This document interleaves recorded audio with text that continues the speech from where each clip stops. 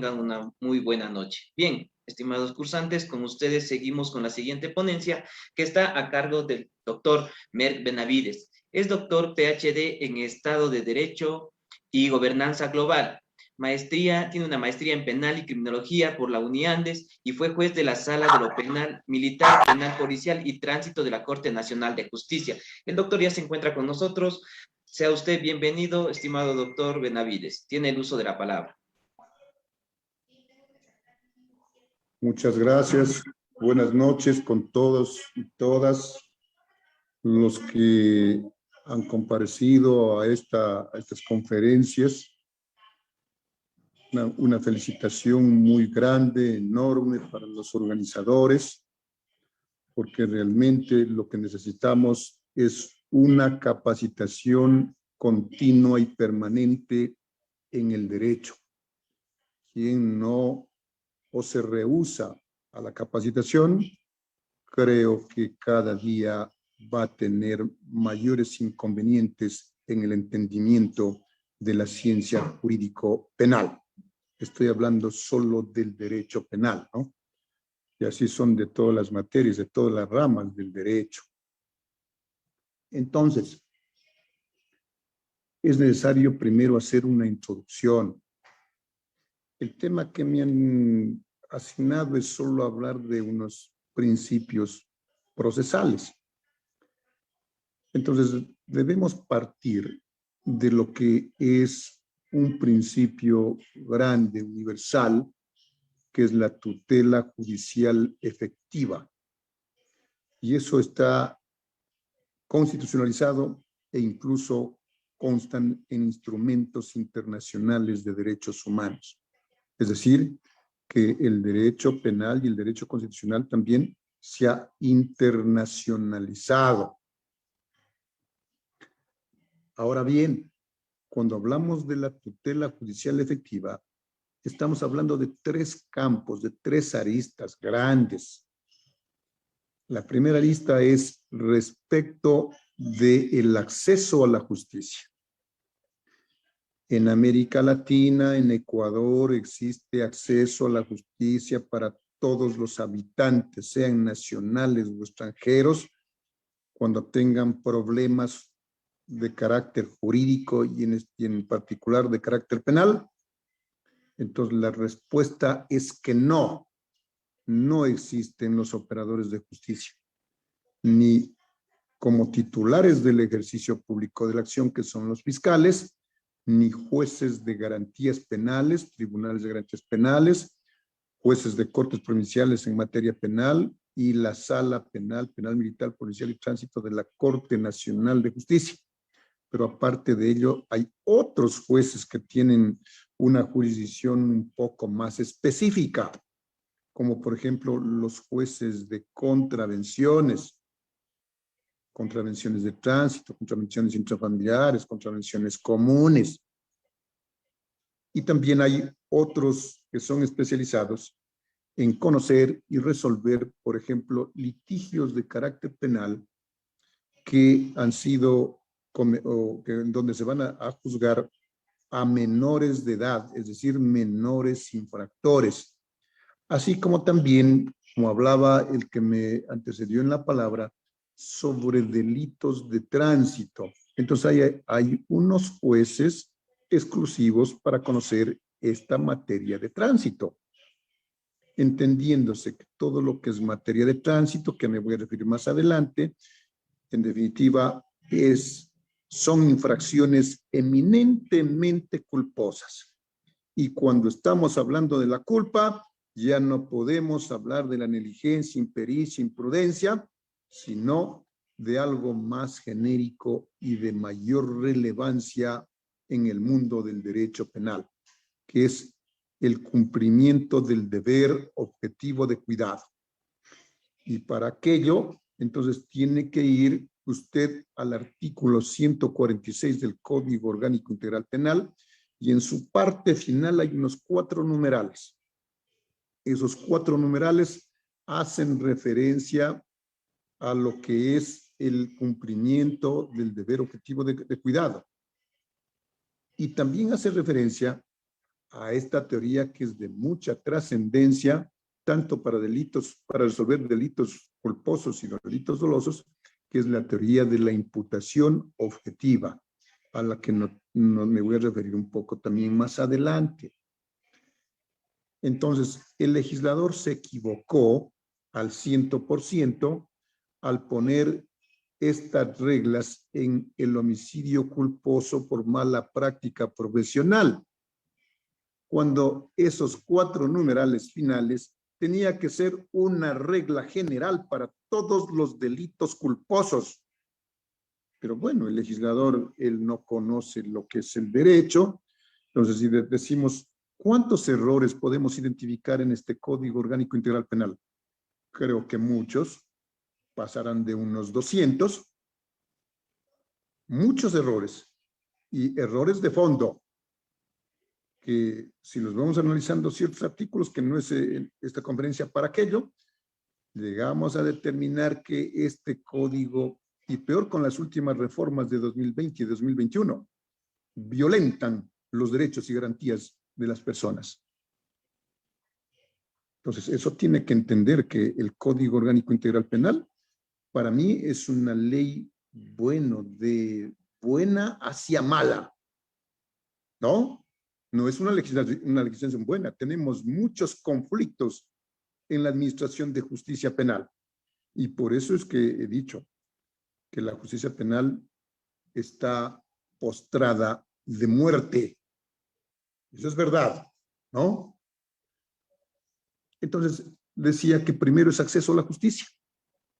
Eso se incumple, así está en la norma constitucional y supranacional, porque no todo el mundo, todas las personas tienen derecho a la justicia de manera oportuna para resolver sus conflictos de carácter penal en el caso que nos ocupa. La segunda parte es el debido proceso.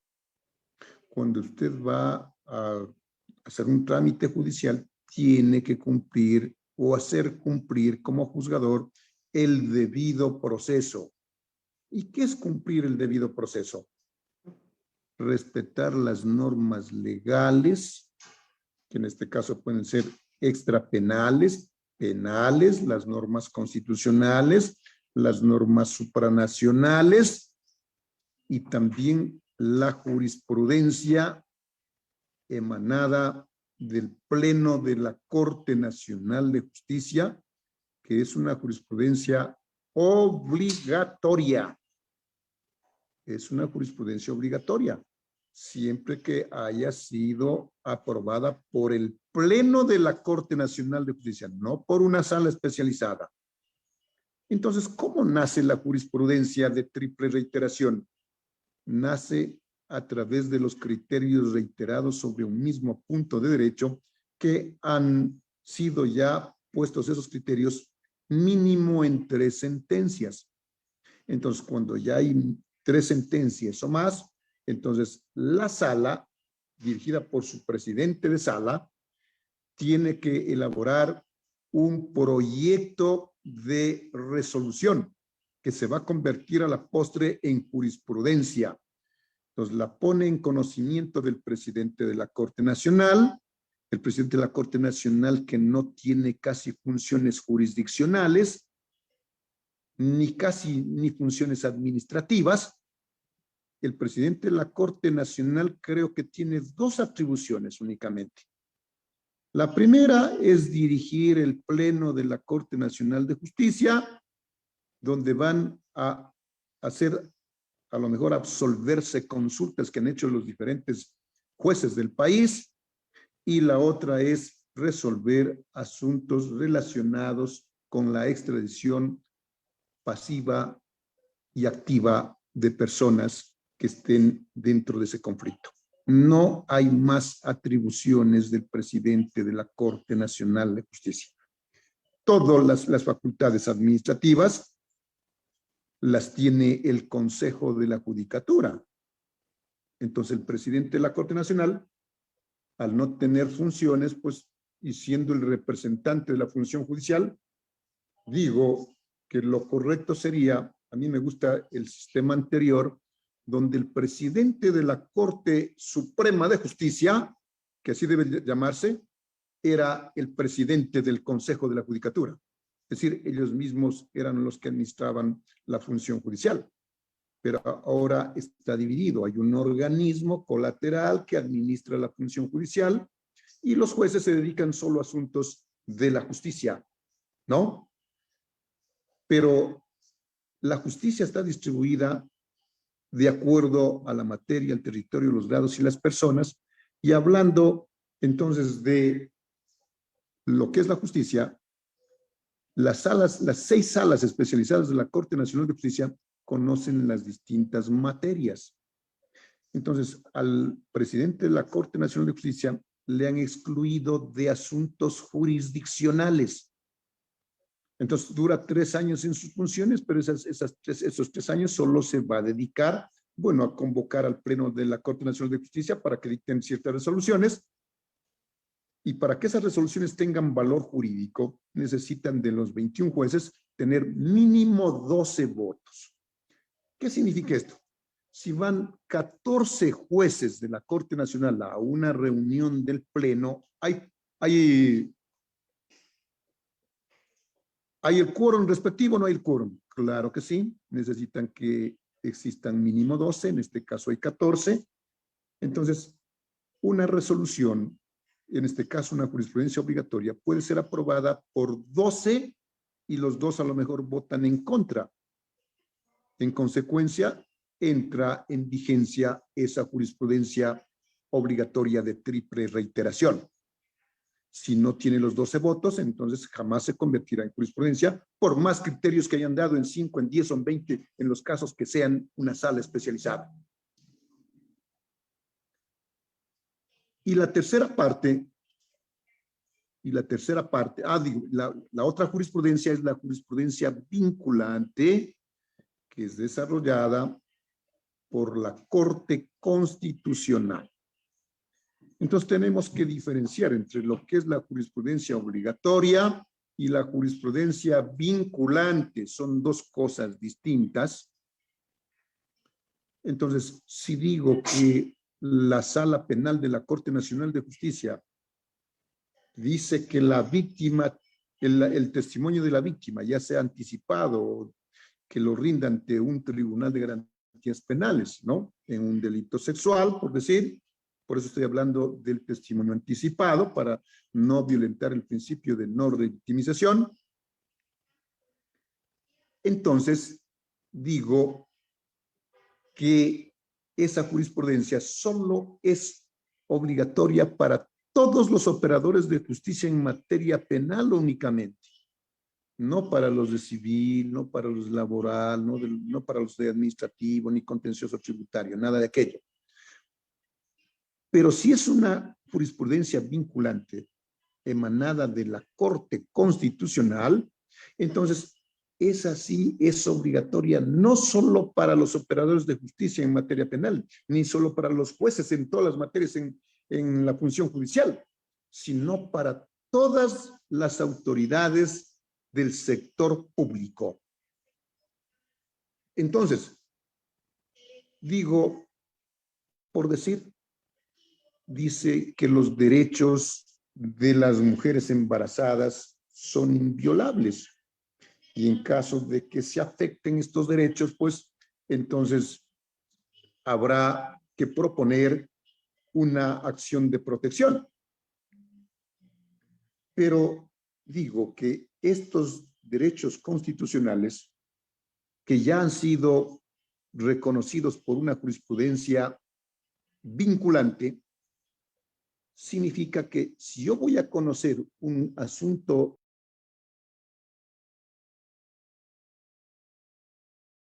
de cualquier otra materia, esa autoridad pública, ya sea juez o simplemente sea de otra función del Estado, tiene la obligación de cumplirla, porque si no la cumple, estaría en una situación muy grave.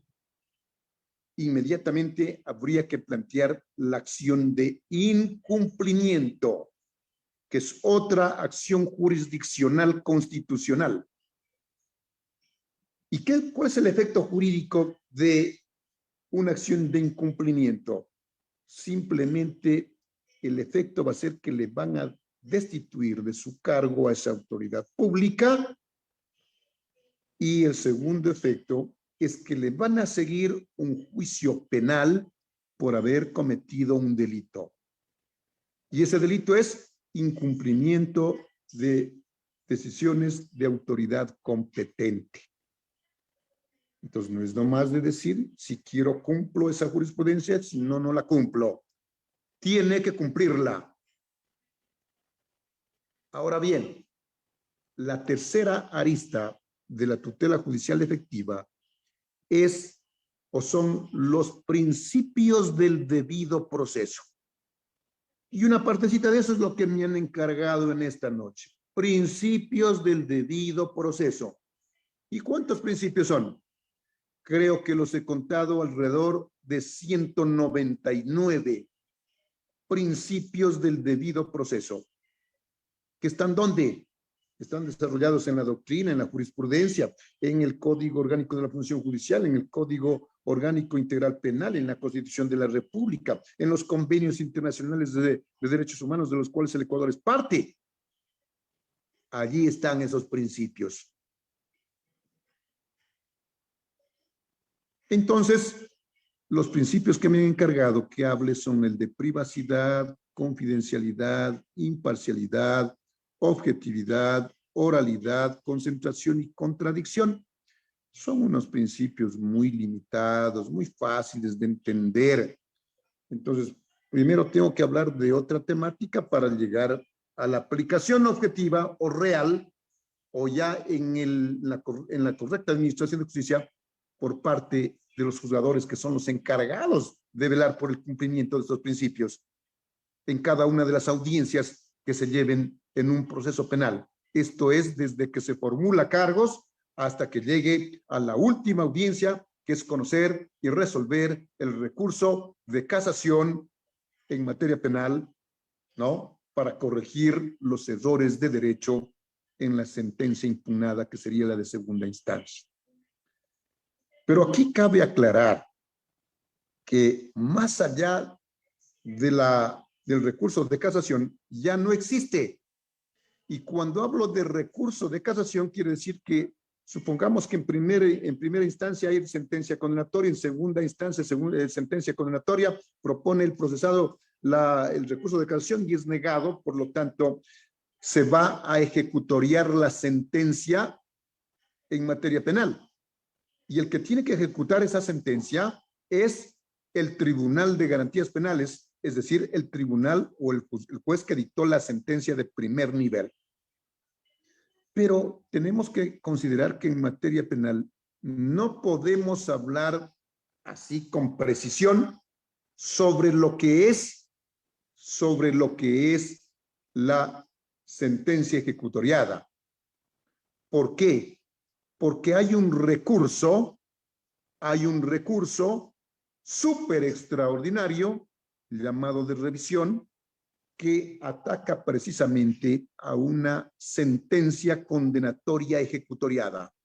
Por lo tanto, usted nunca puede hablar de manera definitiva de una sentencia condenatoria ejecutoriada. No hay esa posibilidad, porque a través del recurso de revisión, habiendo sentencia condenatoria, es decir, cosa juzgada, si prospera el recurso de revisión con pruebas nuevas, entonces se dejará sin efecto esa cosa juzgada. Entonces no podemos hablar de sentencias ejecutoriadas en materia penal. Y ojo con aquello, si bien es cierto, hasta el 9 de agosto de 2014 estuvo vigente un código penal y un código de procedimiento penal y una serie de leyes penales también, eso no significa que esas leyes penales estén derogadas en su totalidad. Eso no es verdad. Esas leyes penales estarán vigentes a lo mejor por 20 años más, por 50, por 100 años más. Es decir, hasta que se resuelva el último recurso de revisión, estarán vigentes esas normas del Código Penal y del Código de Procedimiento Penal. Porque usted no puede proponer un recurso de revisión. Si la sentencia o el caso fue resuelto en base al Código Penal en el 2010, usted no puede proponer un recurso de revisión con el Código Orgánico Integral Penal, pues nunca. Tiene que proponerlo con la misma norma que fue resuelto ese caso. Entonces no dirá que ese Código Penal y el Código de Procedimiento Penal están derogados al 100%. Eso es falso y de falsedad absoluta. Entonces ahí están las tres aristas de la tutela judicial efectiva. Ahora bien, ¿quién es el que garantiza la paz de la sociedad ecuatoriana que en estos últimos tiempos está clamando por aquello? Porque esa paz social en nuestro país se encuentra alterada, más que en años anteriores. Ya no hay la seguridad que yo pueda caminar libremente a cualquier hora del día o de la noche. Entonces, le corresponde al derecho penal, ¿no?, garantizar la paz social. Para eso sirve el derecho penal, para garantizar la paz social. Pero para que garantice la paz social, tiene que haber políticas de Estado que garanticen el orden, la seguridad interna de todos los habitantes que vivimos en nuestro querido Ecuador. Y además de eso es necesario que las autoridades que administran justicia en materia penal obren con objetividad, con rectitud, con el fin de garantizar una correcta administración de justicia y no sancionar por sancionar, sino solo cuando existan los elementos probatorios suficientes para establecer la infracción y la responsabilidad de una persona, entonces se dicta la sentencia condenatoria. Si no hay aquello, pues entonces lo que corresponde, aplicando incluso la duda razonable, es ratificar el estado de inocencia de esa persona. Entonces, decimos que el derecho penal garantiza de alguna manera la paz social, pero ¿qué más es lo que garantiza? ¿Para qué sirve este derecho penal? Bueno, yo creo que garantiza, o más bien no garantiza, sino criminaliza la pobreza. Entonces, necesitamos que alguna vez ya exista ya la aplicación del principio de igualdad, no solo en el campo formal, sino en el campo material, no solo en la ley ni en la Constitución, en la realidad. Así tiene que ser ese principio de igualdad. Pero para eso creo que estamos todavía o tenemos un camino largo por recorrer. Entonces digo, ¿quiénes son los que están privados de libertad? En este caso, casi 40,000 personas. Que hay un hacinamiento y hay violación de derechos humanos. Por ese hacinamiento y por las revueltas, hay muchos heridos y muchos fallecidos en los últimos tiempos. Entonces eso ya ha observado ya la Comisión Interamericana de Derechos Humanos. Entonces hay que tenerlo claro. ¿Quiénes están entonces privados de libertad? Solo los pobres. Y muchos de ellos son reincidentes y muchísimos de ellos se encuentran con medidas cautelares, que en este caso es la prisión preventiva. Es decir, que su situación jurídica no se ha resuelto dentro de un plazo razonable, como así dice la doctrina.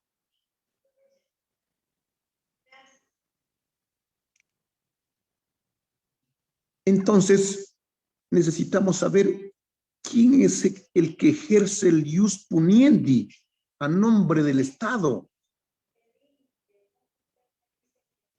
Ejerce el ius puniendi supuestamente la Fiscalía y los jueces de garantías penales. Pero eso tampoco es verdad. Los que ejercen el ius puniendi a nombre del Estado son, claro, como dice la doctrina, ¿no? Son las agencias del Ejecutivo. Las agencias del Ejecutivo, no de la función judicial. Y solo cosas, los residuos llegan a la fiscalía y llegan a la función judicial. ¿Y cuáles son las agencias del Ejecutivo? La policía, el ejército, los de inteligencia, todos esos grupos que forme o que tenga el Estado. Ellos saben a quién sí y a quién no. Entonces tenemos que saber a ciencia cierta aquello. Y la última finalidad del derecho penal, que usted tiene que leer los libros, sobre todo de los grandes doctrinarios del mundo, el derecho penal ha sido utilizado en ciertos momentos para controlar y mantener el poder. ¿Cuál poder? El poder político y el poder económico. Entonces, ¿qué dicen los grandes tratatistas?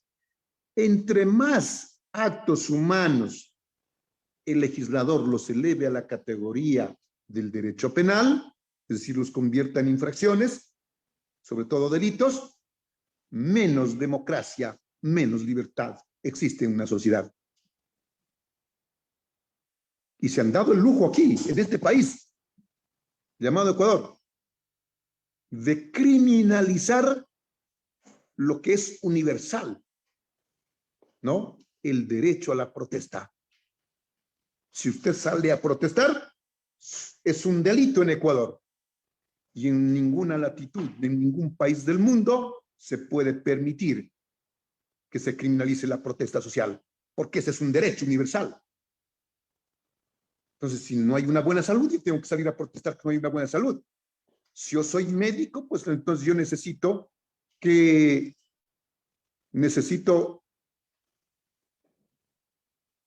me den los instrumentos, que den las medicinas, que den los espacios físicos adecuados, instrumentos de tecnología de punta, para poder hacer un tratamiento adecuado. ¿A quiénes? A los pacientes.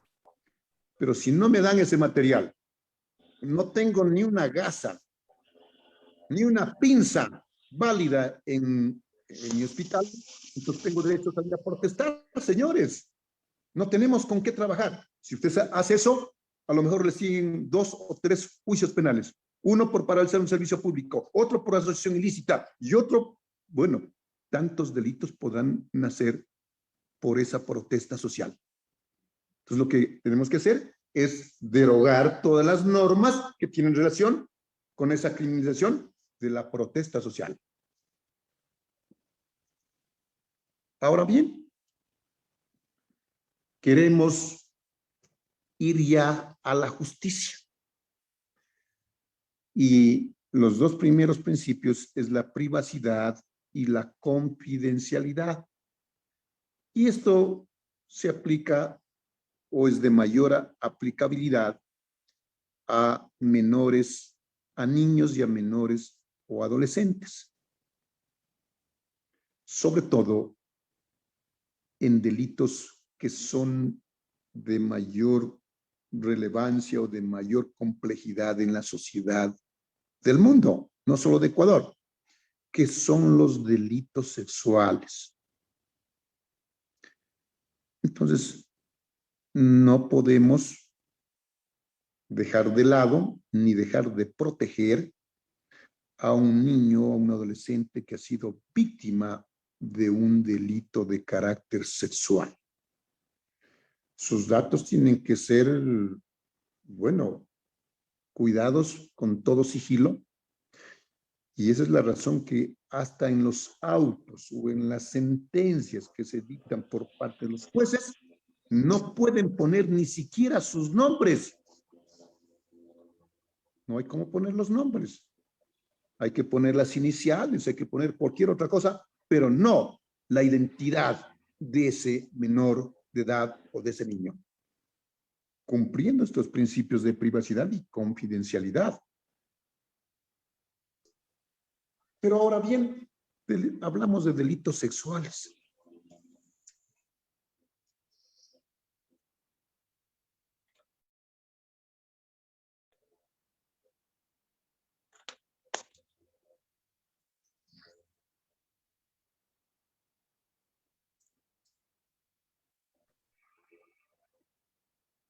Se le apagó el audio al doctor, me parece. Sí, doctor, se le apagó el micrófono. De pena privativa de libertad. Y si son niños, la pena es mayor de agresión sexual. Pero ahora necesitamos saber cuál es el bien jurídico protegido, pues. Porque según Zaffaroni, según vino a dar una conferencia el señor Eugenio Zaffaroni a la Universidad Central, y dijo, y también vino Muñoz Conde, y Muñoz Conde ponía un ejemplo, decía, el derecho penal dicen que protege bienes jurídicos, ¿será cierto? Y él dijo, es falso. Entonces nos suponemos que una persona es asesinada y la noticia crímenes llega inmediatamente a la policía y donde el fiscal. Los operadores de justicia vuelan, y yo que sé, en el menor tiempo posible, llegan a la escena del crimen. Y quieren proteger. En este caso, ¿cuál? Un bien jurídico protegido. ¿Cuál es ese bien jurídico protegido? La vida. Pero llegan y el señor ya ha fallecido. Entonces ya no fue posible proteger ese bien jurídico. Entonces ya nos toca iniciar un proceso penal. Entonces, pero usted tiene que tener la certeza de cuál es ese bien jurídico en cada tipo penal. Es un elemento objetivo del tipo penal. Entonces digo, si es un abuso sexual, el bien jurídico protegido es la integridad sexual. Pero si es un delito de violación sexual, no, ese mismo no es el bien jurídico, porque el bien jurídico es la libertad sexual. Entonces es un bien jurídico distinto. Y así para cada tipo penal existe un bien jurídico protegido. Recuerdo que hace un par de meses, 3 meses, será que estuve en una audiencia y el fiscal decía que el bien jurídico protegido en un delito de lavado de activos era la afectación al Estado. Entonces, yo le digo, yo no sé cómo está sosteniendo la acusación el fiscal si no sabe ni cuál es el bien jurídico protegido del delito que él sostiene en su acusación, que en este caso es delito de lavado de activos. Entonces le digo, usted tiene que precisar aquello, ¿no? Y como ya es el alegato final, recién en este momento le voy a decir cuál es el bien jurídico protegido, para que usted otra vez no se equivoque. Pero para poderlo rectificar ya era tarde. Entonces, el bien jurídico protegido del delito de lavado de activos es el orden social y económico del Estado. Y así tiene que irse determinando cada uno de los bienes jurídicos. Entonces, no es fácil entender esto. Hay que estudiar bastante doctrina y jurisprudencia, sobre todo de cortes que tienen mayor relevancia a nivel regional y a nivel mundial. Entonces, por ejemplo, la Corte Constitucional de Colombia es citada por muchos países, incluso por la Corte Constitucional de Ecuador. Todo dice en la Corte Constitucional de Colombia, dice tal cosa. Pero es importante considerar la jurisprudencia internacional que nace, creo que de 3 organismos internacionales que administran justicia. A nivel regional de nuestro continente americano, tenemos la Corte Interamericana de Derechos Humanos. A nivel ya un poco, y a nivel europeo y de Asia, o de europeo, tenemos el Tribunal Penal Europeo. Y a nivel mundial tenemos la Corte Penal Internacional de La Haya.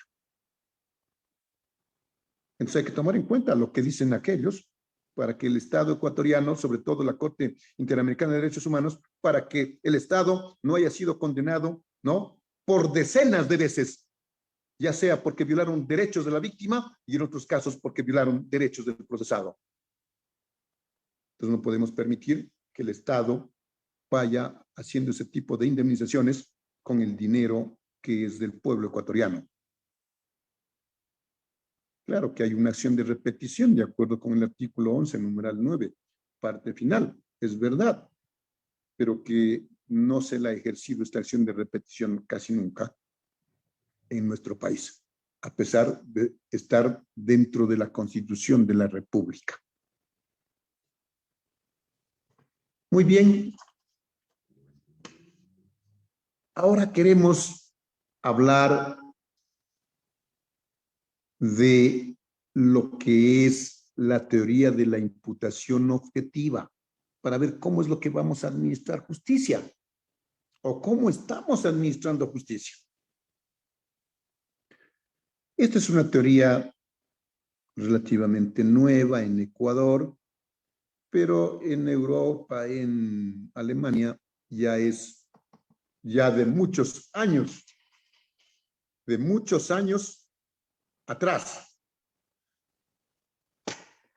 De muchos años atrás, ¿no?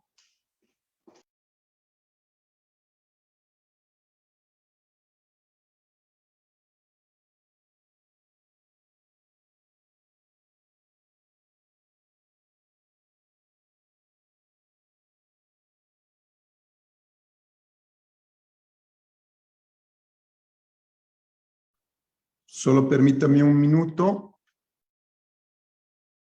Técnica.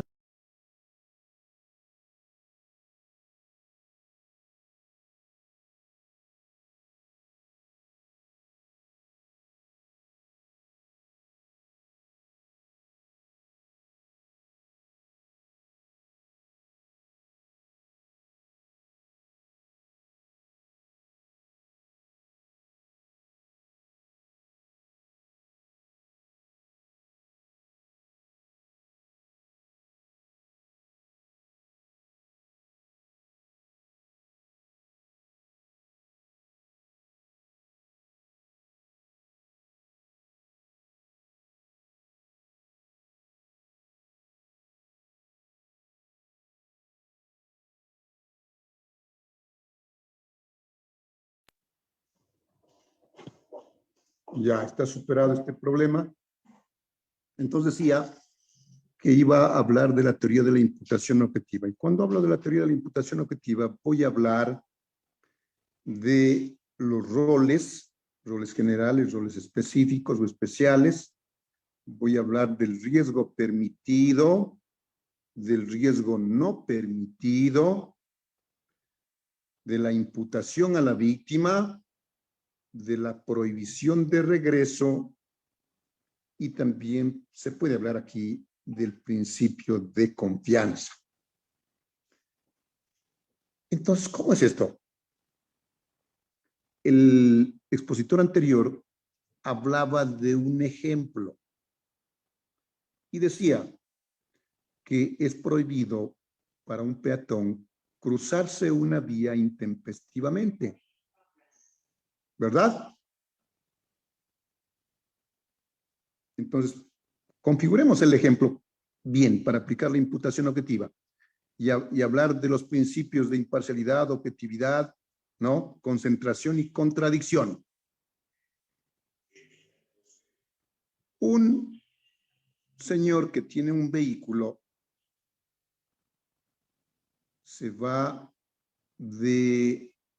por una autopista y en esa autopista le permite ir a 80 kilómetros por hora. Y el señor va a esa velocidad, cumpliendo la norma extrapenal, que puede ser una ordenanza o puede ser la ley de tránsito como ley extrapenal. Y de repente es un señor que está junto o cerca a unos 50 metros de un puente desnivel, donde pasan los peatones, se cruza intempestivamente por esa autopista y es atropellado por esta persona que va conduciendo su vehículo. Y como consecuencia de ello, muere. Entonces viene un policía, seguro que le va a privar de su libertad mediante una aprehensión en un supuesto delito flagrante. Le va a leer sus derechos constitucionales y le va a poner a órdenes del juez y del fiscal, del fiscal y del juez competente. Segurísimo. Entonces, analicemos el comportamiento del chofer y el comportamiento del señor peatón. El señor chofer incumplió las normas extrapenales, es decir, una ordenanza o la ley de tránsito. No tiene licencia y va a la velocidad que es permitido por esa ley. Por lo tanto, cumplió al 100% la ley extrapenal.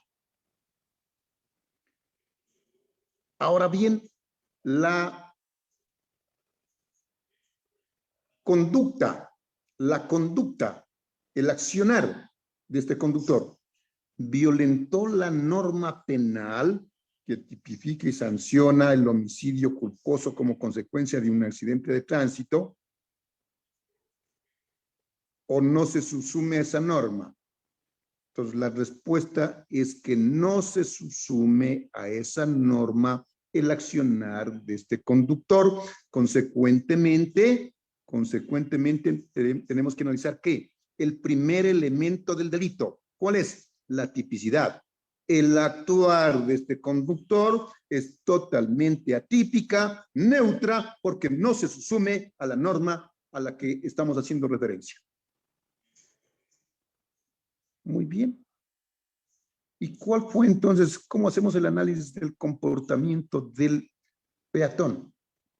El peatón, al cruzarse intempestivamente por esa autopista de manera intempestiva, incumplió las normas extrapenales, incumplió las normas de tránsito, tanto de la ley como el reglamento. Por supuesto que sí. Y luego decimos, vamos a hablar del riesgo permitido y del riesgo no permitido.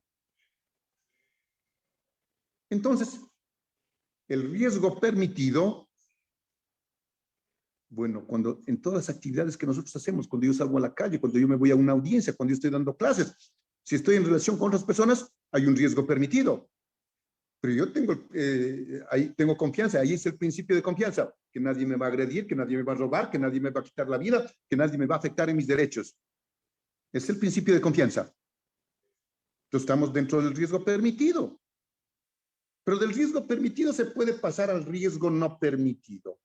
¿Quién creó el riesgo no permitido? En el caso propuesto, el peatón. Él es el que se puso en autopeligro solito.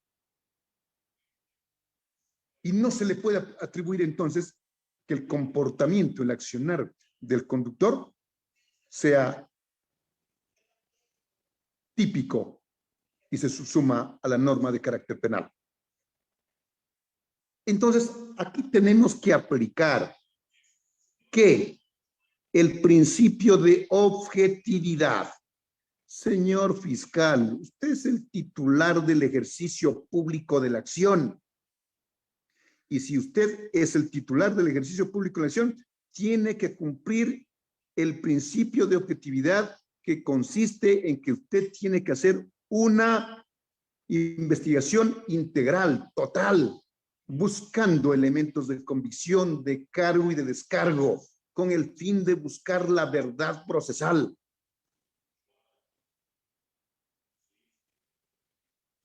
Entonces, ¿cuál sería el comportamiento del fiscal en este caso? ¿Será que va a formular cargos en contra del conductor por haber una persona fallecida como consecuencia de un supuesto accidente de tránsito? En nuestro país seguro que sí.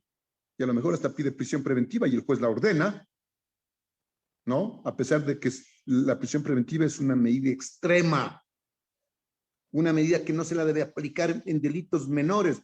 Y por eso yo estaba proponiendo una reforma. Daba una conferencia y proponía una reforma. Que se cambie esos requisitos para que proceda o no la prisión preventiva. Hoy dice en delitos sancionados con pena mayor a 1 año. Ahí ya procede la prisión preventiva. Yo digo que debe ser en delitos, para que proceda la prisión preventiva, en delitos sancionados con penas privativas de libertad mayor a 5 años. Es decir, que de 5 años para abajo, nadie puede estar con prisión preventiva, sino con medidas alternativas. Y esa es una solución para resolver el hacinamiento de los centros carcelarios de nuestro país, a más de aquello. Entonces, digo, el juzgador y el fiscal tiene que conocer a ciencia cierta la teoría de la imputación objetiva de este señor Günter Jacobs y también desarrollada ampliamente y con mayor precisión por Klaus Roxin. Y vamos a resolver este caso. Entonces digo, aquí el actuar del chofer, el conductor, es un actuar atípico. Y me quedo en el primer elemento del delito. No tengo ni para qué ir a la antifuricidad ni a la culpabilidad. Porque aquí tiene que hacerse justicia. Y la justicia, bueno, cogiendo ese criterio antiguo, ¿no? Es dar a cada quien lo que le corresponde, pero la justicia es muy compleja ahora ya, no se limita solo a aquello, ¿no? Entonces, si aplicamos lo que significa la imputación a la víctima, entonces llegamos a comprender que la justicia ha mejorado en nuestro país. ¿Y qué es lo que corresponde entonces? Si ya le iniciaron un proceso penal y a lo mejor le tienen como una medida alternativa, al final tendrán que decir que se le ratifique el estado de inocencia al señor conductor de ese vehículo. Porque aquí hubo imputación a la víctima. Fue la víctima la que pasó del riesgo permitido, o en otras palabras, la víctima fue la que creó el riesgo no permitido. Se puso en autopeligro solito y como consecuencia de eso se verificó el fallecimiento de aquel. Entonces no se puede condenar por condenar, pues. Es que yo abro el Código Orgánico Integral Penal y dice, ve, aquí está el artículo que tipifica y sanciona esta infracción. ¿Quién iba conduciendo? Y aquí en este código también hay una parte de la imputación objetiva, que es la causa-efecto, ¿no? Habla este código de la causa-efecto, también es parte de la imputación objetiva. Entonces, ¿quién estaba conduciendo? Este señor. ¿Qué pasó como consecuencia de la conducción de ir conduciendo este vehículo? Hay un muerto. Ahí está el efecto. Por lo tanto, usted es responsable del cometimiento del delito de homicidio culposo en este accidente de tránsito. Y la pena que le corresponde puede ser de 3 a 5 y le pongo 3 años. Así de simple. Entonces, si no se puede proceder, la justicia no tiene que ser ciega, como la ponen en las imágenes, sino tiene que ser con los ojos bien abiertos, viendo, analizando que todo lo que es el derecho penal como ciencia, no la ley.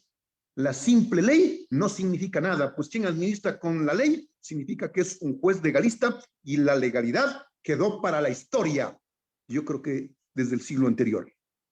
Nadie podrá soportar que un juez me venga a administrar justicia con la simple aplicación de la ley. No acepto yo en este momento, sin embargo, siguen haciendo lo que he hecho.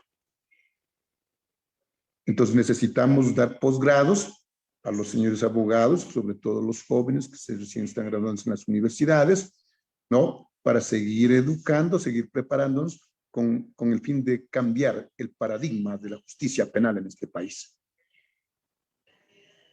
Y cuando la justicia brilla por su majestad, entonces la sociedad tiene credibilidad.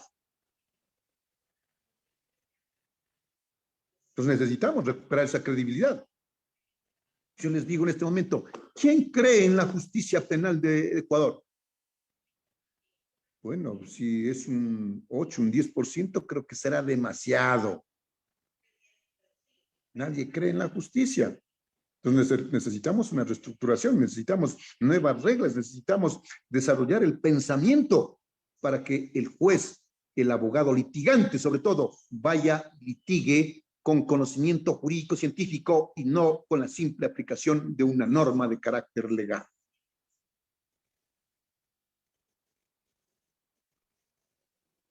Entonces, aquí cabe decir que el señor fiscal o la fiscalía como titular del ejercicio público de la acción tiene que hacer una investigación creíble, objetiva, ¿verdad? Ahora bien, el otro principio dice que es la oralidad. Pero en Ecuador no tenemos un sistema, a pesar de que se llama sistema acusatorio oral adversarial, pero en Ecuador no hay un sistema oral. Hay un sistema mixto. Y hasta tal punto que todo lo que es la investigación previa es por escrito al 100%. Y vamos a la primera etapa del proceso penal, que es la instrucción, no la instrucción fiscal, sino la instrucción, también es casi en 98% escrita. Venga, señor perito, tome posición en su cargo y haga el examen médico legal. Haga la diligencia de autopsia, lo que quiera. Haga el análisis químico de la sustancia incautada, dependiendo del delito. Todo por escrito. Que los testigos que conocen sobre el hecho vengan a rendir sus versiones. Y todas las versiones por escrito. Y al final el fiscal tiene 50, 100 cuerpos, dice, de la investigación. ¿Dónde está que es oral? En absoluto. En esa primera etapa del proceso penal es en el 98% por escrito. Recién se materializa de alguna manera con mayor porcentaje ese principio de realidad en la audiencia de evaluación y preparatoria de juicio. Y con mayor ya porcentaje en la audiencia de juicio. Allí sí ya se cumple estos principios de oralidad, concentración, que significa que a esta audiencia de juicio tienen que venir todos los operadores, en este caso los sujetos procesales, los testigos y los peritos, y al final va a salir humo blanco de la mayor, en esta audiencia vamos a hacer la mayor cantidad de actos judiciales para al final ya tener una resolución que en definitiva solucione el conflicto entre la víctima y el victimario, que es la finalidad del derecho penal. Ese es el principio de concentración.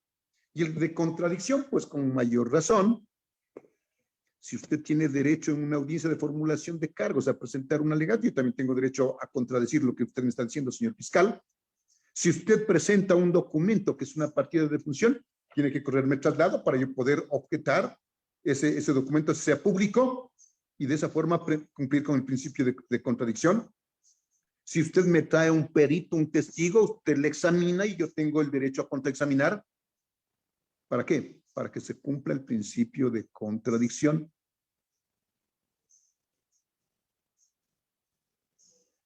Ahora bien, necesitamos hablar de los elementos del delito para que usted vaya entendiendo cómo es esta administración de justicia en materia penal. Con este ejemplo que acabé de indicar de tránsito, ya llegué solo hasta la tipicidad, ¿no? Pero si yo quiero llegar a la antijuricidad, entonces tengo que poner otro caso práctico. Digo,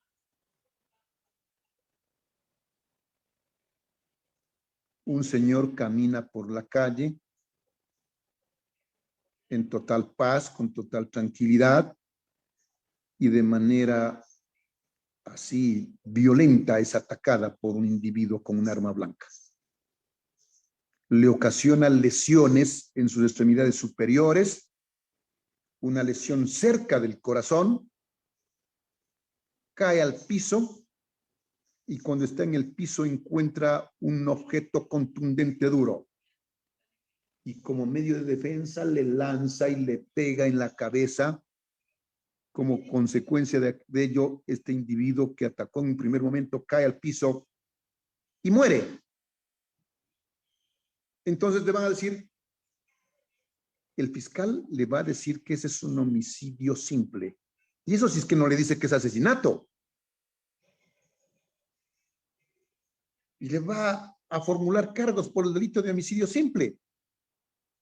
Entonces tenemos que analizar el actuar del señor que iba caminando con paz, con tranquilidad. ¿Violó las normas extrapenales? No, todos tenemos el derecho a caminar sin afectar los derechos de los demás. No violó las normas extrapenales. ¿Violó el artículo 144 que se habla del homicidio simple? Tampoco. Bueno, entonces aquí decimos tampoco. No, sí violentó. Entonces, el actuar del señor es típico. Es decir, que estamos dentro del primer elemento del delito. Entonces, yo cuando voy a hacer una defensa técnica, tengo que decir, ¿el actuar de mi defendido es típico? Por supuesto que sí, señor. Pero necesitamos pasar a una segunda categoría, que en este caso es la antijuricidad. ¿Y qué es la antijuricidad? ¿Violó esa norma penal? Sí la violó.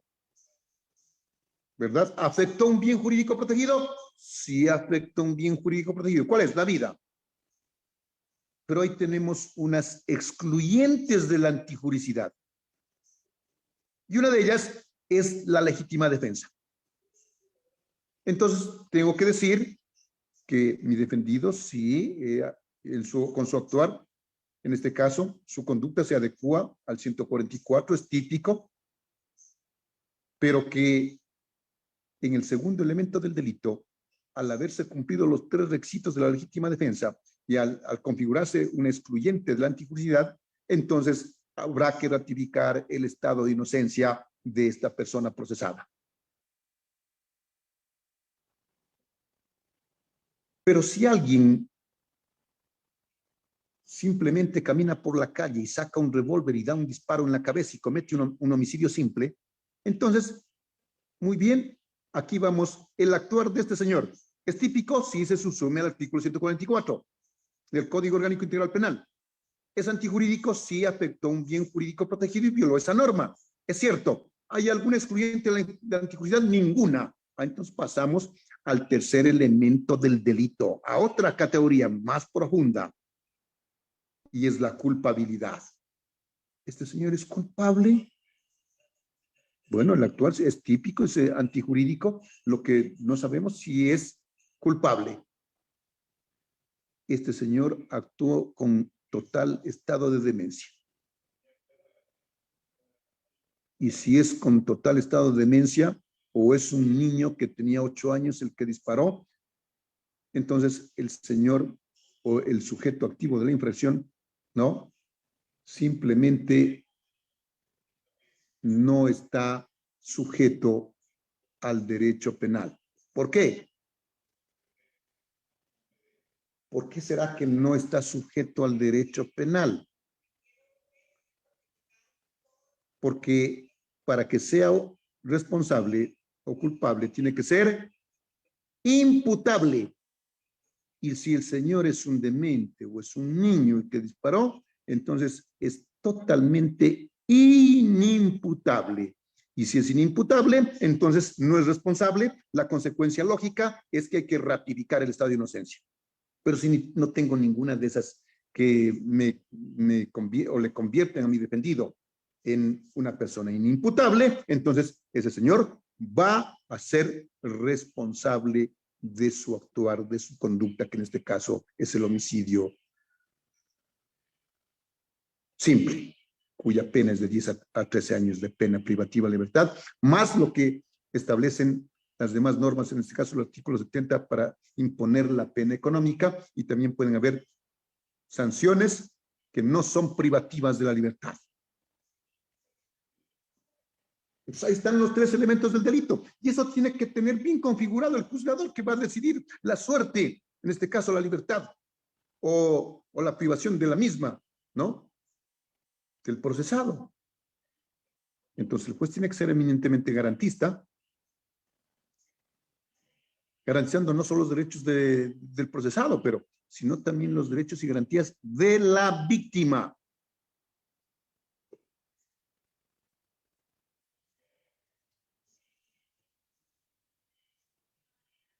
Ahora bien, la Corte Constitucional ha desarrollado una serie de resoluciones de jurisprudencia en los últimos tiempos, unas buenas, otras malas, pero las más relevantes son las siguientes. Estas tiene que conocerlas usted, ¿no? Si un señor que ha cometido un delito de un supuesto asesinato va a la audiencia de juicio y el tribunal le ratifica el estado de inocencia. Por falta de prueba, el fiscal, si bien es cierto que probó el delito, no es menos cierto que no hubo prueba suficiente para probar la responsabilidad del procesado. Por lo tanto, los jugadores dicen, administrando justicia en nombre del pueblo soberano del Ecuador y por autoridad de la Constitución y de la República, se ratifica el estado de inocencia por falta de prueba. Y el fiscal dice, cierto, realmente no tuve la prueba suficiente, tenía unos 2 testigos claves, el uno se fue al exterior, no lo puedo localizar, y el otro se murió con COVID. Entonces no tengo la prueba. Y por lo tanto no proponen el recurso de apelación. Pero como hay acusación particular, el acusador particular sí propone el recurso de apelación. Y va ante la sala penal de la Corte Provincial respectiva para que conozca y resuelva el recurso de apelación. La pregunta es, si hay solo el recurso de apelación del acusador particular, la Corte Provincial de Justicia puede revocar esa sentencia en la que se ratificó el estado de inocencia y dictar sentencia condenatoria. No sé si alguien quiere responderme o ayudarme a responder esta pregunta. Hay la posibilidad jurídica de que la Corte Provincial revoque la sentencia en la que se ratificó el estado de inocencia y se acepte el recurso de apelación del acusador particular y se dicte sentencia condenatoria. ¿Habrá esa posibilidad jurídica?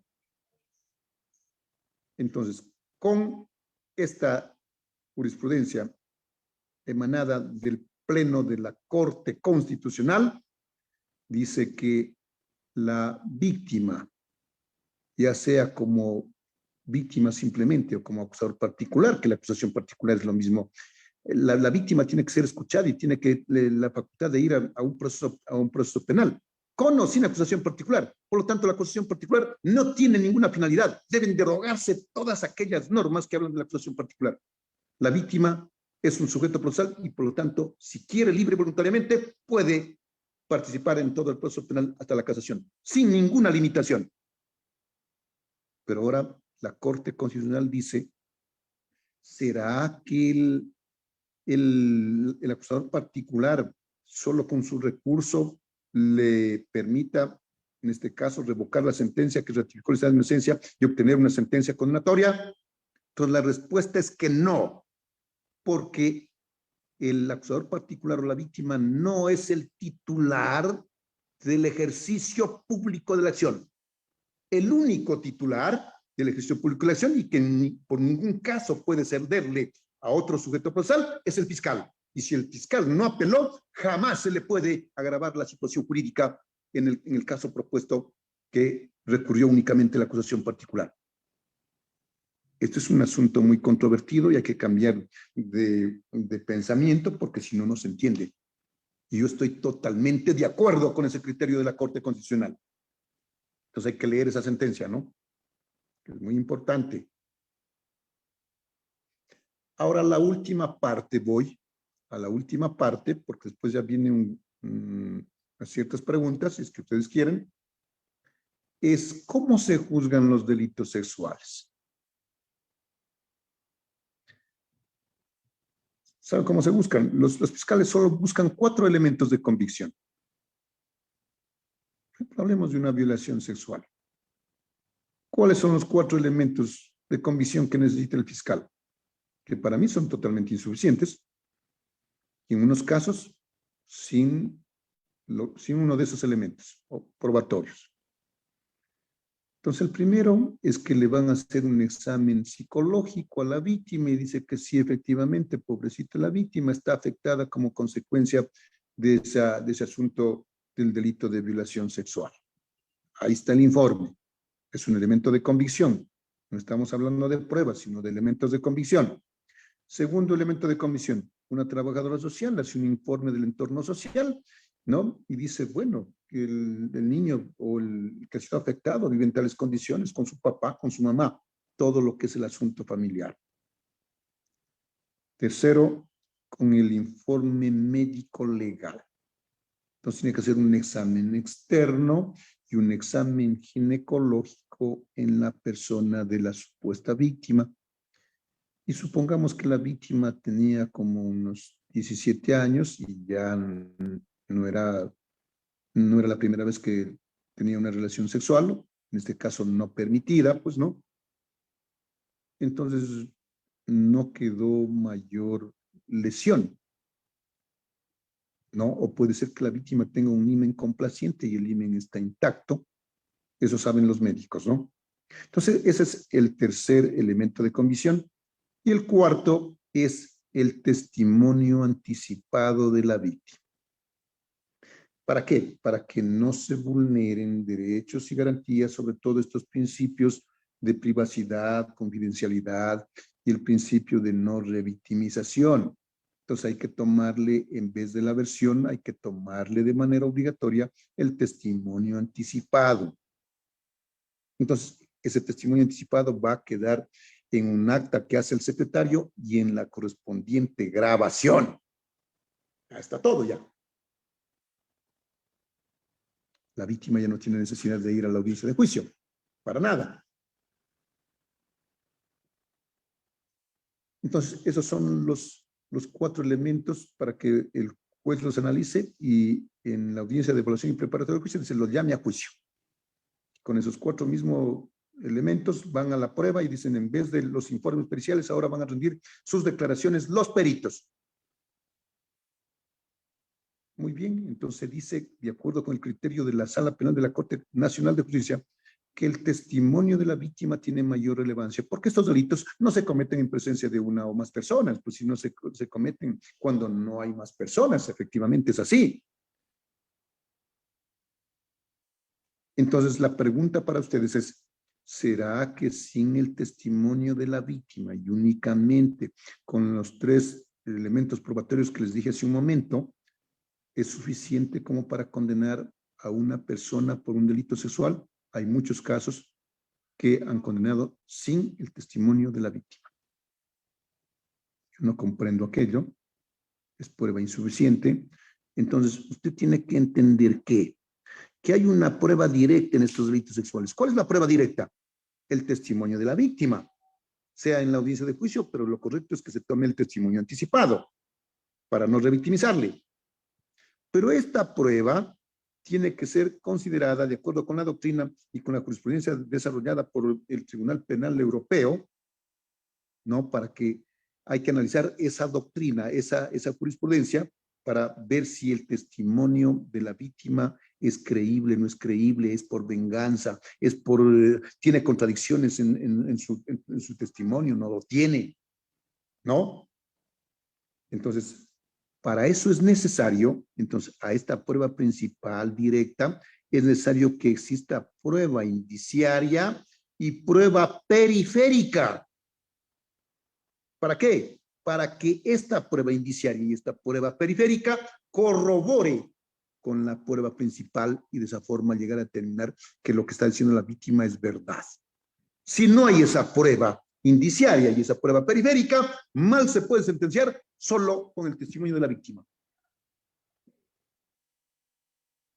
Entonces, la administración de justicia en materia penal es bien apasionante, es muy interesante. Realmente, cuando yo voy a cada una de las audiencias, siempre hay cosas nuevas, ¿no?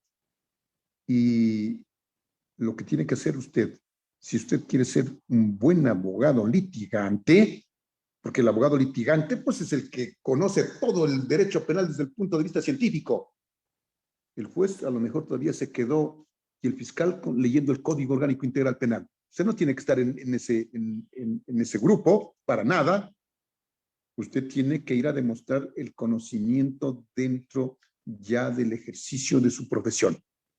Y es por eso que tenemos que especializarnos. Yo no puedo ser conocedor de civil, de laboral, de tránsito, de lo que sea, ¿no? Tengo que ser especialista en una sola materia. En este caso, por ejemplo, yo litigo solo en penal, y como constitucional es lo genérico, entonces también hago constitucional y penal, en libre ejercicio de la profesión. Ningún otro campo.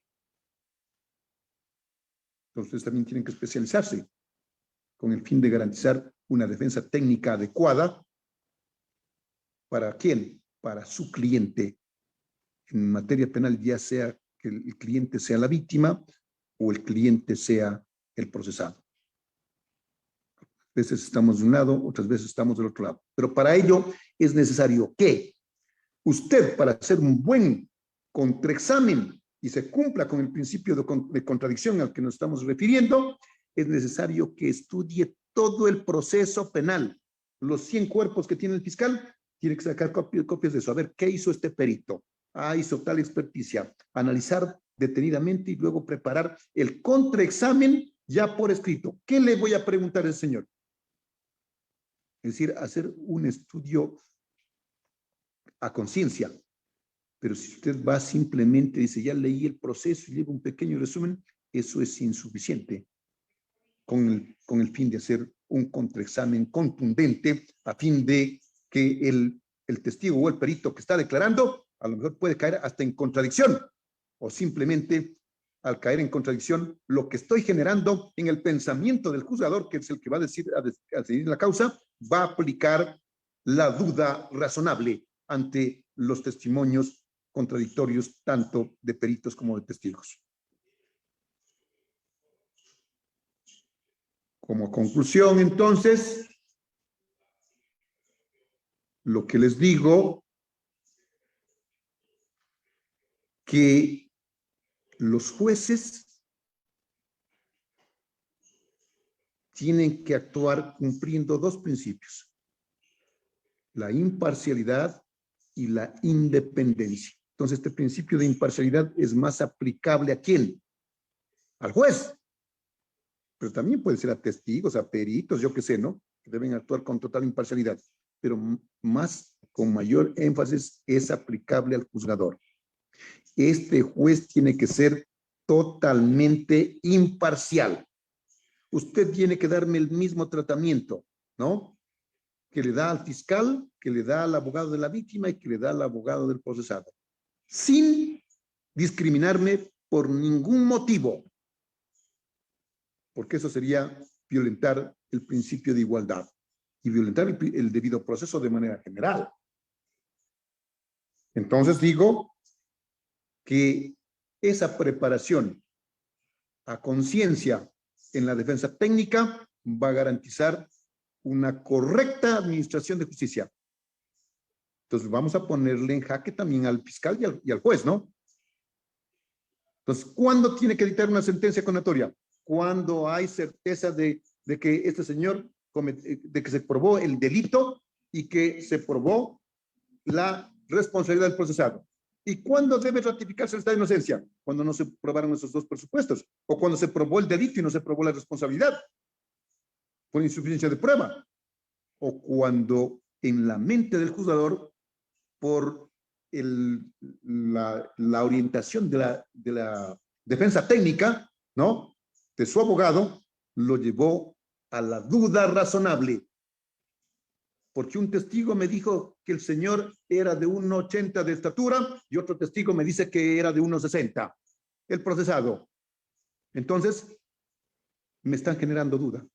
El señor efectivamente es de 1,80, pero el otro testigo dice que el señor que cometió el delito era una persona que no pasaba de 1,55 de estatura. El uno me dice que era totalmente blanco, con cabello rubio, y el otro me dice que era con cabello negro. ¿Qué me está generando con aquello? Duda razonable. Y en ese caso, el juez tiene la obligación de ratificar el estado de inocencia, sin ninguna duda, sin que le tiemble la mano. Entonces, estos 10 minutos que nos restan, porque yo tengo otro asunto académico a las 9 en punto, les pido si hay alguna pregunta que lo hagan. Sería un gusto conversar con ustedes.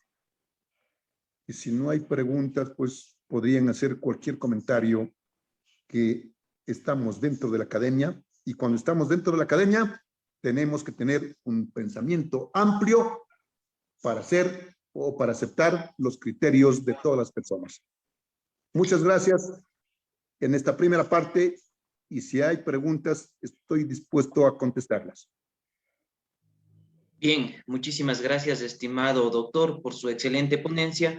A continuación, los cursantes que deseen realizar una pregunta pueden levantar la mano. El abogado Andrés Fuentes tiene la mano levantada, por favor, tiene el uso de la palabra. ¿Cómo le va? Buenas noches, doctor. Primero felicitarle, excelente ponencia, la que nos ha impartido el día de hoy. Yo tengo una inquietud. Se ha hablado de bastantes temas muy interesantes. Uno de ellos, lo que me ha llamado la atención, es el asunto de la prueba periférica, la prueba indiciaria y los elementos de convicción que deben tener los fiscales para poder seguir los asuntos de delitos sexuales. Ahora lo que se está llevando a cabo y dentro de los procesos penales en delitos sexuales, lo que sucede es que solo con el testimonio de la víctima prácticamente ya se está adelantando un criterio y avanza el proceso, entendiendo que los filtros para que pueda llegar este tipo de casos a etapas de juzgamiento son los anteriores, ¿no? Para que se pueda verificar en realidad. Mi pregunta va en el siguiente sentido, doctor. Lo que están haciendo ahora los fiscales es solo con la prueba testimonial avanzar el proceso como prueba indiciaria, como prueba periférica con el testimonio anticipado. Y no se está tomando en consideración el peritaje de credibilidad de la víctima. En delitos sexuales, para poder determinar en realidad si existió el cometimiento de una infracción, ¿sería considerable una prueba pericial de credibilidad del testimonio o no? Claro que sí. Gracias por su pregunta, Andrés, ¿no? Cuando el psicólogo le hace su examen, él mismo puede hacerle este asunto de la credibilidad, ¿no? Pero así le haga esa prueba o el examen de credibilidad, eso es insuficiente. Por más que hagan ese tipo de experticias, es insuficiente, ¿no? Entonces, por eso es lo que es necesario. Pongo un ejemplo. Una señorita va caminando por una calle y un señor va unos 20 metros. Y va un testigo, dice, sí, yo los vi que la señorita iba caminando a esa hora, 5 de la tarde, por esa calle, y atrás iba este señor que hoy ha sido procesado, ¿no? A 20 metros. Luego viene otro testigo y dice, yo le vi al señor que ya estaba tratando de conversar con la víctima. Y la víctima le decía que se enojaba, no quería conversar con él. Observó aquello. Y luego de eso está una casa que está un tanto abandonada, ¿no? Y la infracción dice que se cometió en ese lugar, porque el infractor lo que hizo es amenazarla con un cuchillo y decirle, si usted hace escándalo, usted se muere. Entonces la víctima ya pues no puede reaccionar. Las personas tenemos diferentes formas de reaccionar. Entonces va y efectivamente viola a la víctima. Entonces, muy bien. Aquí, ¿cuál es la prueba periférica? El testimonio anticipado de la víctima es la prueba directa. Nadie más vio sobre el hecho cometido, sobre el delito de violación sexual. Pero hay una prueba lejana, que en este caso es el que los vio, yo que sé, 100 metros antes o 50 metros antes del lugar a la escena del crimen, que ahí van discutiendo, y que la señorita lo rechazaba. Y el otro que lo vio a unos 100 metros, que dice, sí, ese señor iba atrás de la víctima. Yo le vi. Entonces, esta prueba periférica nos permite corroborar con la prueba principal y llegar a determinar si la víctima está diciendo la verdad o no está diciendo la verdad. Si la víctima, en un caso, dice, por decir, dice, sí, efectivamente, los que me afectaron, los que me violaron fueron 2 personas. Y después, cuando está en el contraexamen, ¿no? En el testimonio anticipado, dice, no, la verdad es que fue solo una, con el fin de salvarlo a otro. Hay contradicciones. Dice, yo me llevaba muy bien con el señor porque era amigo. Y luego dice, no, es que ese nunca fue mi amigo, ese era mi enemigo. Me pretendía, pero yo nunca le hice caso. Al fin, ¿qué era? ¿Amigo o enemigo? Pues cuando le hacen el examen, dice que nunca salió con el señor. Y cuando le hacen el contraexamen, porque le indican una fotografía y un video, ¿no es cierto? Y le dicen, sí, esa vez sí me fui a bailar con él. ¿Y cómo es que al comienzo dijo que nunca salió con él? Entonces hay contradicciones. ¿El testimonio de la víctima va a ser creíble o no va a ser creíble? No va a ser creíble. Está generando duda. Por eso, tiene que ser, o sea, el testimonio no tiene que demostrarse que la declaración de la víctima no lo está haciendo por represalia o por algún asunto controvertido que tuvieron en las familias, ¿no? Ni tampoco puede ser contradictorio. Si cae en contradicción, yo recuerdo en un caso, la víctima va y declara, dice, sí, yo no me acuerdo nada porque estaba inconsciente.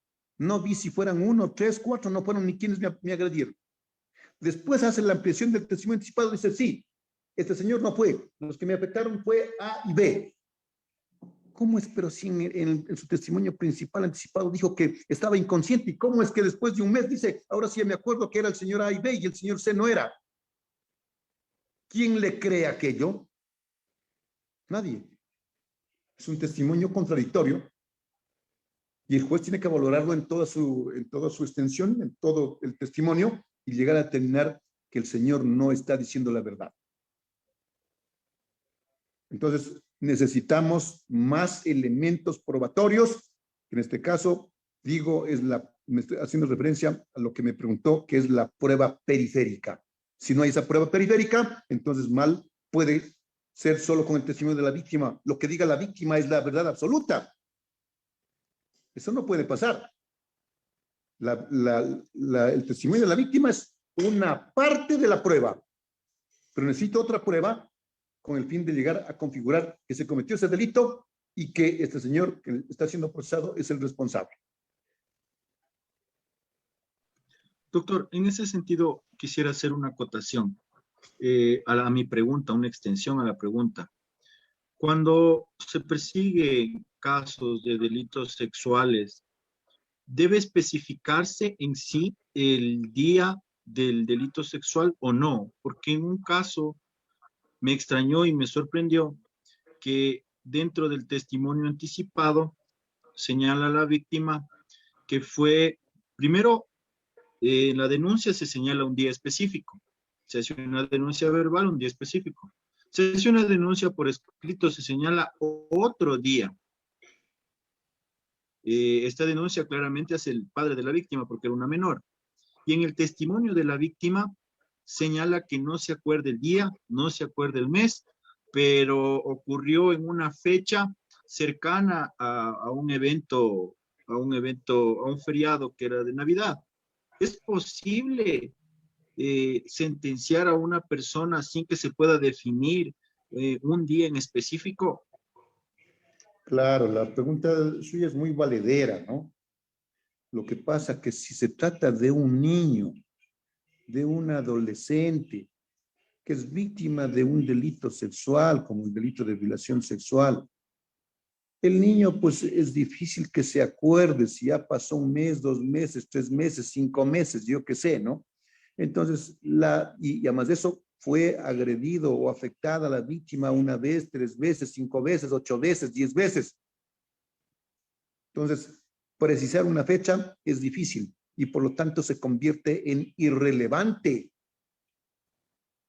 especificar una fecha. Dice, tal día, tal hora fue, ¿verdad? En el caso que yo le propongo. Entonces, el niñito, ¿qué puede saber cuándo fue, a qué hora fue? ¿Sabes que le afectaron muchas veces?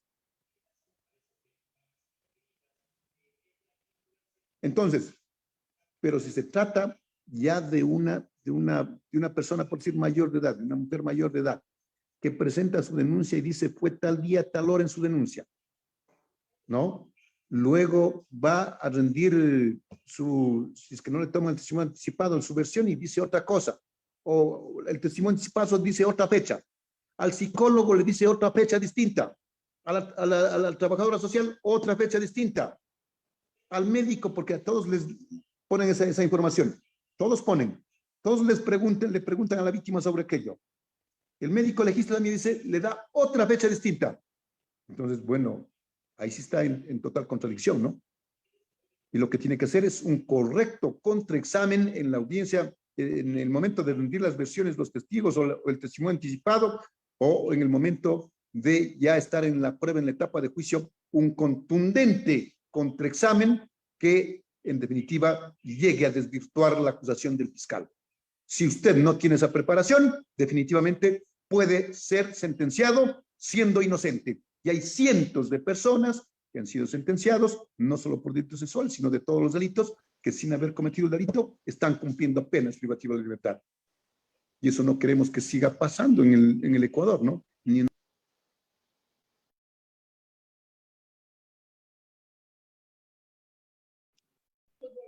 Muchas gracias, doctor. Totalmente contestada y despejada mi inquietud. Le agradezco mucho y le felicito su preparación académica y poder ilustrarnos también con tanta excelencia. Muchas gracias, doctor. Bien, muchísimas gracias, estimado doctor, por habernos acompañado el día de hoy en una jornada más del Diploma Internacional en Derecho Penal y Derecho Procesal Penal. En virtud del tiempo, vamos a dar por terminado la sesión de hoy. Le cedo el uso de la palabra para que pueda despedirse de esta audiencia.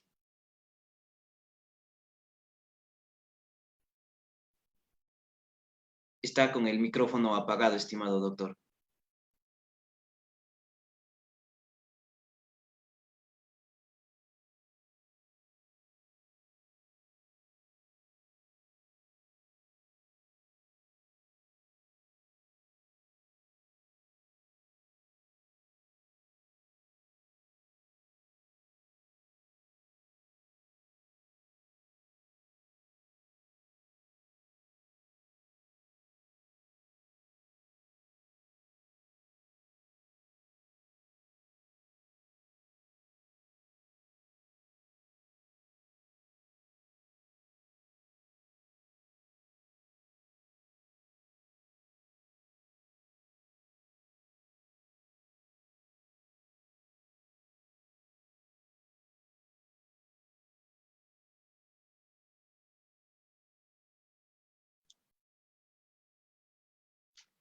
Bien, estimados cursantes, creo que el doctor tuvo un inconveniente con la conexión.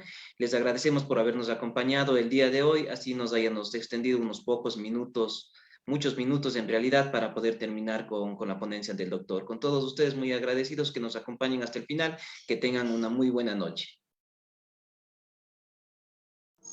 Gracias, doctor, gracias. Sí, aló. Listo, escuchamos, doctor. Sí, me están escuchando porque se me complicó la información, la comunicación nomás. Sí, Decía listo, que le escuchamos. felicito a los organizadores de este evento y a todas las personas que se dieron cita en horas de la noche después de su jornada de trabajo.